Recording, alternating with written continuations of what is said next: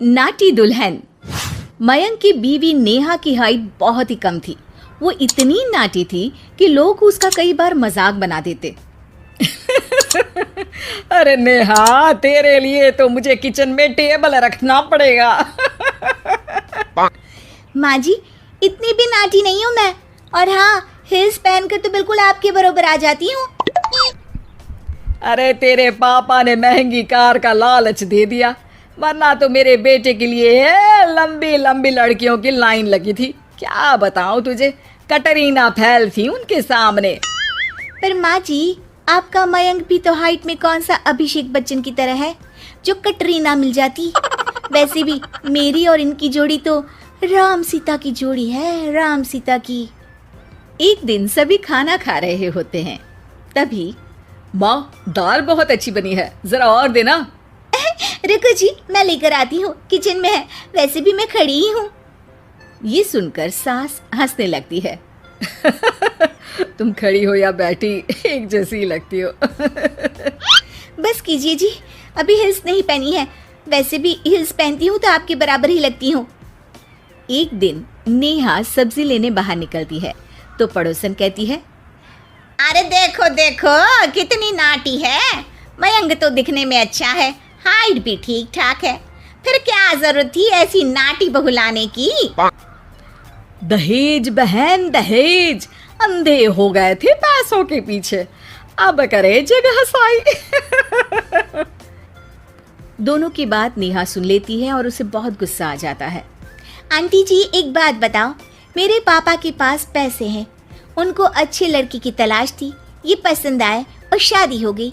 इसमें मेरा क्या कसूर है जो आप लोग मुझे सुना रही हैं? अरे नहीं नहीं नेहा, हम तो तेरी सास की बात कर रहे थे कि कितनी लालची औरत है। देखिए, वो लालची नहीं है। हाँ, उनके कुछ शौक है जो वो अपने बेटे से पूरा करवाना चाहती है, और देखा जाए तो उसमें उनकी गलती भी क्या है भला। अगर इन्होंने मुझसे शादी की है तो ज़रूर कुछ न कुछ तो अच्छाई नज़र आई होगी ना। और अब ना तो मैं आपकी बहू हूँ और ना ही आपके रिश्तेदारों को मुझसे मिलना है। फिर ये बात समझ नहीं आई कि आप इतना परेशान क्यों हो रही हैं। ये बोलकर नेहा वहाँ से निकल जाती है। नेहा, चलो तैयार हो जाओ, हम लोगों को एक पार्टी में जाना है। नेहा तैयार होकर पार्टी में जाती है, जहाँ मयंक का दोस्त उससे कहता है, अरे मयंक, तू लकी है यार, तेरी बीवी की हाइट इतनी कम है कि तुझे बच्चे की जरूरत ही नहीं है, भाभी ही बच्ची जैसी है। और मयंक, मेरी बीवी इतनी कम हाइट की हो ना तो मैं तो घर से बाहर ही ना निकलूं, कहीं फुदक कर चली गई तो लेने के देने पड़ जाएंगे। सभी नेहा पर हंसने लगते हैं। तभी पार्टी की जगह पर आग लग जाती है। अरे भागो यहाँ से, जल्दी करो, निकलो यहाँ से। अरे लेकिन बाहर के दरवाजे पर ही आग है, अब कैसे बाहर निकलेंगे, कोई रास्ता भी नहीं है। अरे रास्ता है ना, अगर कोई इस खिड़की से बाहर निकलकर अगर सामने के दरवाजे में आग को बुझा दे तो सब निकल सकते हैं। तभी नेहा उस छोटे से जरोखे से बाहर निकलकर आग को बुझा देती है। अरे वाह, भाभी जी ने तो आज हम सबको बचा लिया। वाह भाई वाह, बीवी हो तो ऐसी, अपने पति ही नहीं बल्कि यहाँ मौजूद सभी की जान बचा ली है इसने।